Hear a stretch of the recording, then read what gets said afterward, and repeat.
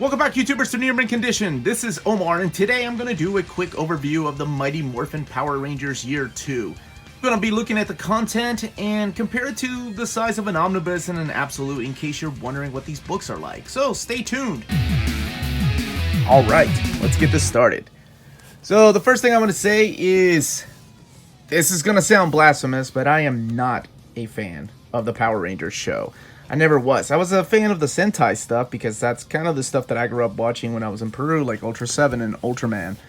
I'm going to talk a little bit about that while I compare these to the size of an omnibus. This is an omnibus right here, Gotham Central, so you can see how big it is.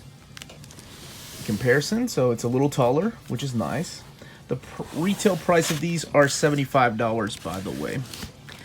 Yes, so I wasn't a fan, but I'm also a hypocrite because if you remember from previous videos, I also like collecting the giant robots.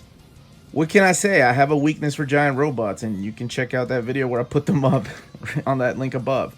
And let's get back to this. Still keep some of them up, though.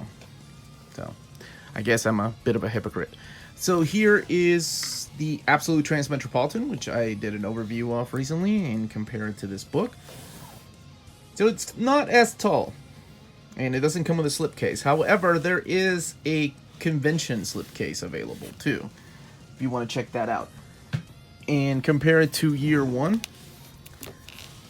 And I'll do a side comparison here. The slipcase of Year 1 that's a con exclusive is pretty cool, actually. It has the character of Lord Drakon on it. So, I love the spines. They go together, I think, really well.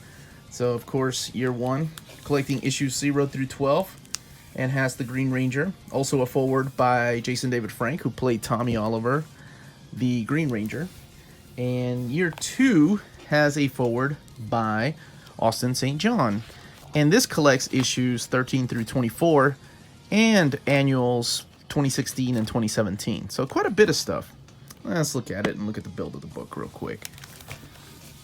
I've already read half of it, and so far, as enjoyable as Volume 1. Really digging this stuff. Okay, so as you can see when I flip it down, and you can probably tell from here, it's got sewn binding, which is really nice. Holds good. The artwork is what I really enjoyed about the first one when I was flipping through it at a comic book store, and I wanted to see more, so I ordered it. Now, the first one was in stock for a couple of months, because I remember ordering it about 2 months after it initially came out. And then it went out of print, and then they brought back a small printing of it. I'm going to flip through here while I talk a little bit about that and the annoyance of Boom Studios and what they do with these books. And that was it. It came back into print for about a week or two, and it was gone. Gone. And they don't have any plans as of right now to bring it back into stock, which is insane. Because if you look online at some of the prices that are out there, it's horrible what some of these third-party sellers are trying to do. Take advantage of people that really want this book. Now, they don't go for that much like on Amazon, but the prices that they go on eBay are anywhere from $300 to $400, depending on the condition of the book. Year 2, which just came out, is out of stock already. So places like In Stock Trades, where I ordered mine, didn't even get their full shipments. So I had to resort to Walmart.com because I'd had a coupon. Now, Walmart still has it in stock.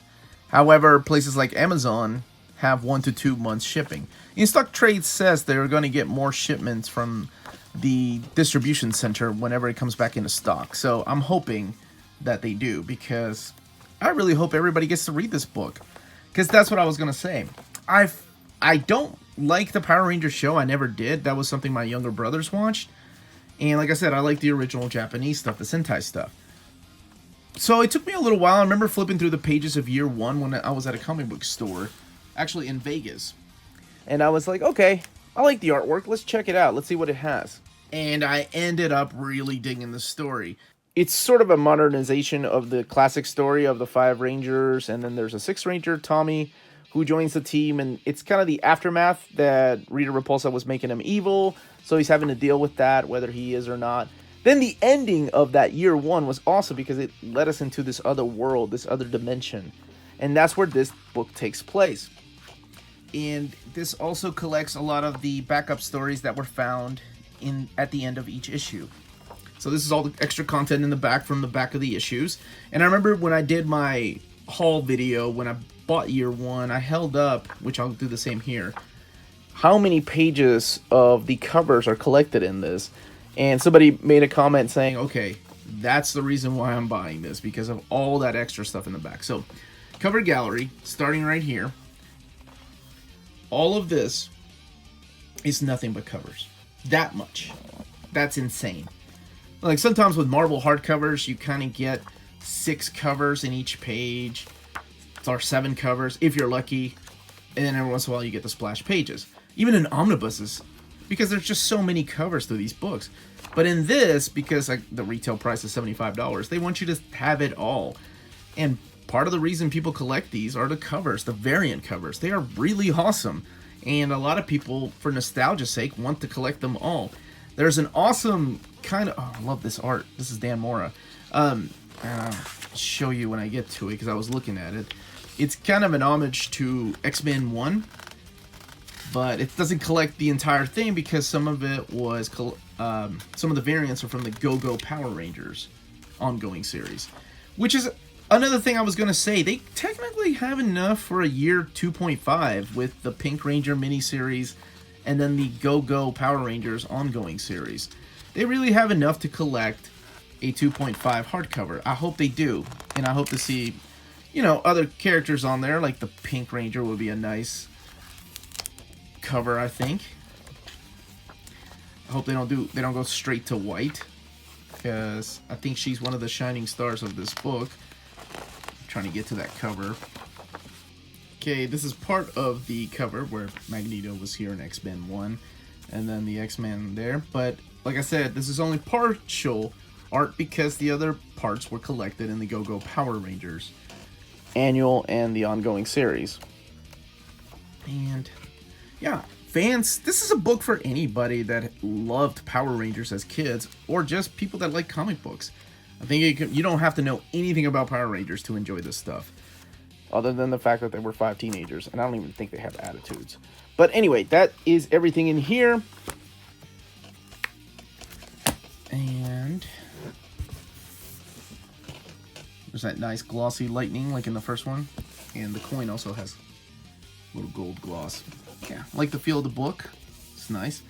And that's it. That's pretty much everything I can say about this book. And that's it. That is all the content in this book. Let's get those petitions over to Boom Studios so they can freaking re-release these books, so that every fan and people that are wondering what these comics are like can go and get them.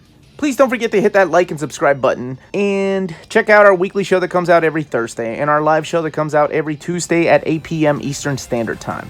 Again, this was Omar. Thank you for watching. Have a great day.